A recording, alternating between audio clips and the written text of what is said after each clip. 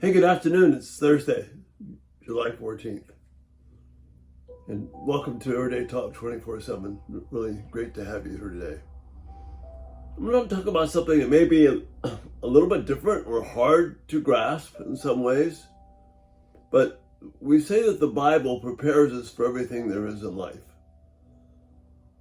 But I fear sometimes the reason we say those statements is so that we think it will prepare us so we can control things, so we can have things the way that we want, so that the outcome that we desire can be what happens. And that's much different than what God calls us to. God calls us to be about living for the honor and glory of His name. And that's got to be our life purpose. And sometimes, many times, that coincides with knowing great joy and blessing. But if I ever swap out the joy and the blessing and the peace for living for the honor of God, then I become someone who wants to manipulate God for what I want. I become someone who wants to control God to bring about the outcomes that I desire. But even more significantly than that, that kind of thinking doesn't prepare us for what happens when we get lost in the pain of life. And you and I know what that's like. There are times when we just sense an utter abandonment. And where is God? And it's not something that we can directly attribute anything where we have majorly messed up. It seems like the sins of others and the issues that are around us just crash down upon us. Well, God has prepared us for that too in His Word. Psalm 22 anticipates the death of Christ. That's true, it does. But David also is bringing his own life, his own hurt, his own pain into here. The psalm basically falls into two portions, one where the pain, the struggle, and the hurt of life in the first portion of the psalm. And the second portion talks about God responding to that. So I'm going to deal with that tomorrow. But today, I want to focus on this idea of what it's like to be lost in the pain of life, and why we need to prepare our children and ourselves for the fact that there may be seasons of life like this, where it appears as though God has forsaken us. When we cry out to Him, it appears like He's not there. David says this, my God, why have you abandoned me and forsaken me?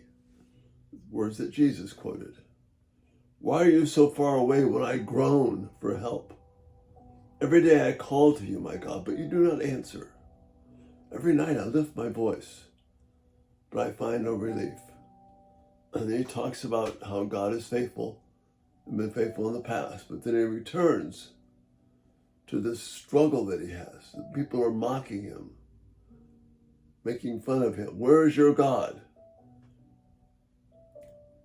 If the Lord loves him so much or loves her so much, let the Lord rescue him. Again, anticipating things happening on the crucifixion, but also things that happen to us in real life.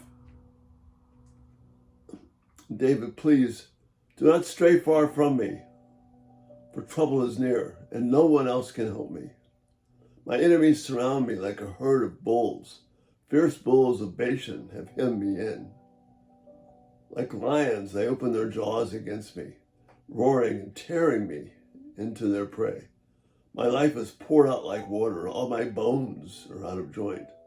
My heart, not just the physical, but his heart is melting like wax within him. My strength is dried up like sun-baked clay. My tongue sticks to the roof of my mouth. You have laid me in the dust and left me for dead. We fear that. We live that way some ways. Sometimes the pain of life is like that.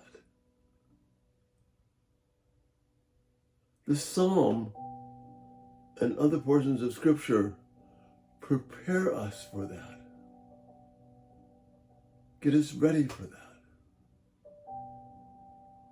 We can't hide this particular thing from our children or from ourselves. This is also part of what it means to live a life that is focused on honoring God. Living with the pain of life is hard.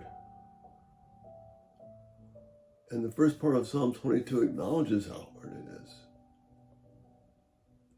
And yes, it resolves in the faithfulness of God and Him answering that. And that's why I'm saying we're going to look at that tomorrow. But today, let's not lose focus on what's being said here. The sense of loss that David is feeling. My God, why have you abandoned me? Why have you forsaken me?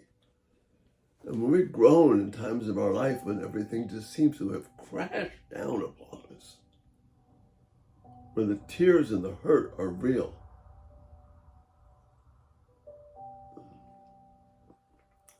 and the cavalry doesn't come riding over the hill, and there isn't some glorious wonder where everything is okay, and where if I follow the script, I do what I'm supposed to do, things are going to get better.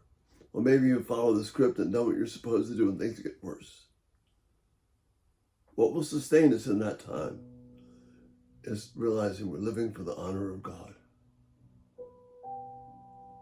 And it's good to cry out to God. As we'll see tomorrow, we can look for have justice resolved, and He will. He will make all the ugliness right. But sometimes in the moment, sometimes in the weeks, sometimes in the months, sometimes even in the years of life, it won't be necessarily because we have failed when we have this pain and loss. Sometimes it's because living for the honor of God is what life is really all about.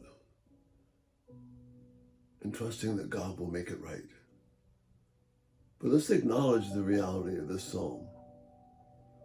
Let's acknowledge the fact of the sense of deep loss we have, where we are lost in the pain of life. Keep crying out to God in that time. Crying out to Him to be faithful to us. Not demanding results, but to crying out,